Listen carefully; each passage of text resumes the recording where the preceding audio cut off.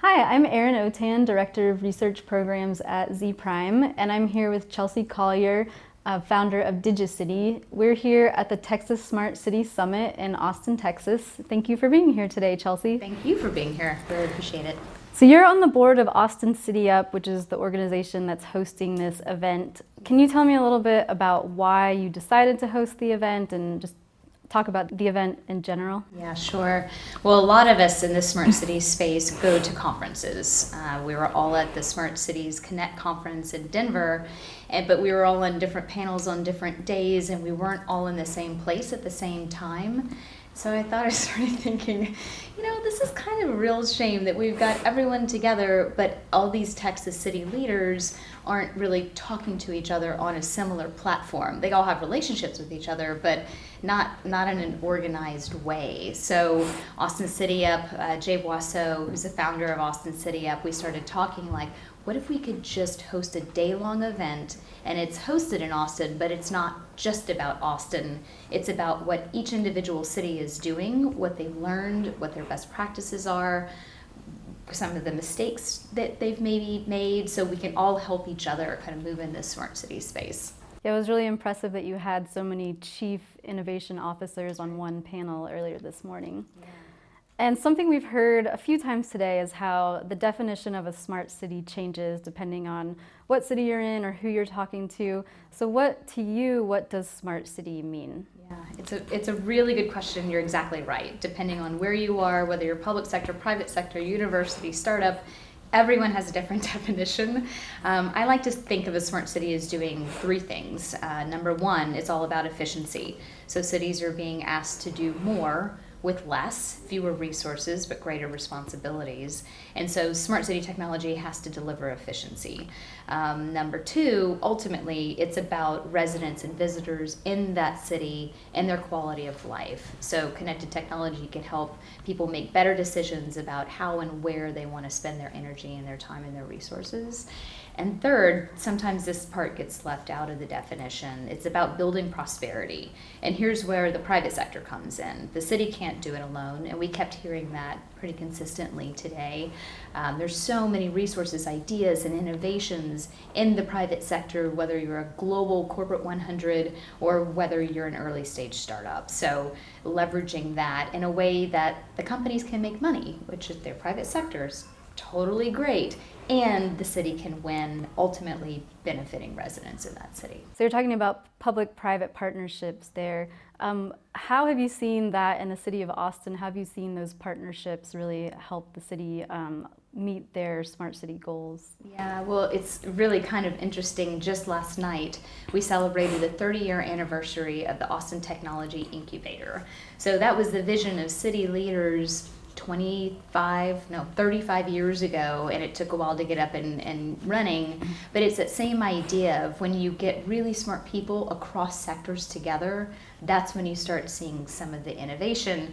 In Austin, around smart cities, it's been a bit slower, to be perfectly honest with you. There are definitely cities in the US who are further along in that path, but that's not necessarily a bad thing if we start now. Really start with a strategy, really start working together. Austin City Up is very dedicated to that mission, and it's not just about trotting out vendors and making money for the private sector. It's about leveraging the innovations that those vendors bring and making it easier to work with the city and making it easier for the city to bridge that gap too. And everybody, no matter where they sit and what sector they're in, they want to know how they can plug in and make their community better. And some of the frustrations that we hear repeatedly is because you feel affected by the challenges, not able to affect the solutions. So at the end of the day, that's what it's all about. It's easier to talk about than it is to do. You're asking organizations to think differently and move differently and be rewarded differently. That's a process, and it's not a simple one. So I think we have to be both patient and impatient and have a lot of forgiveness and assume the best from each other while we're all in this very messy, very dynamic, but incredibly exciting time. And you talk to people from cities all over the country, all over the world, in your work with Digi.City. What are some of the biggest lessons that you've learned from traveling internationally that we can maybe use here in Austin? Yeah, thanks for that question. In the beginning, I thought the cities with the biggest budgets, those are the ones who are going to win and move fastest. Very surprised that is not what makes a city quote unquote win. It truly comes down to willingness. And a lot of times that is wrapped up in 1 or 2, maybe 5 people who work within a municipality who will not give up. They are dedicated to doing things differently, to working collaboratively, and to focusing on innovation. And they just won't give up. And I call them the champions. It's really exciting. I think the U.S. has been kind of at this smart cities game, kind of where we are right now for 3.5, maybe 4 years. And you're starting to see some of those city wins. Cities like San Diego, Denver, Phoenix, Dallas has done a lot of great work. San Antonio, fast on the heels. I mean, so much innovation coming out of Houston, and they all have a very, very different perspective on it. But they all have their champions who just refuse to take the old way of doing things as the only way of doing things. And we're here in the beautiful Austin Public Library in downtown Austin.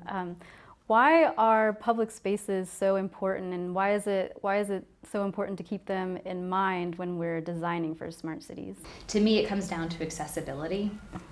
And our cities have been built in a way that is accessible for some populations and incredibly not accessible for others. And if you're on the low end side of the socioeconomic chain, if you are digitally divided, if you don't have access to technology, you don't have access to prosperity. And so traditionally, public spaces are the way to bridge that gap. There's lots of really innovative programmings coming out of broadband and libraries, really like bringing people together across all different sectors and talking about physically in these spaces, how do we want our cities to look different? So there's no better place than this downtown library to host this conversation. Well, thank you so much for joining us today, for hosting this event. It's been really great to hear what all the different cities are doing and how they're focusing on their communities. So thank you for being here.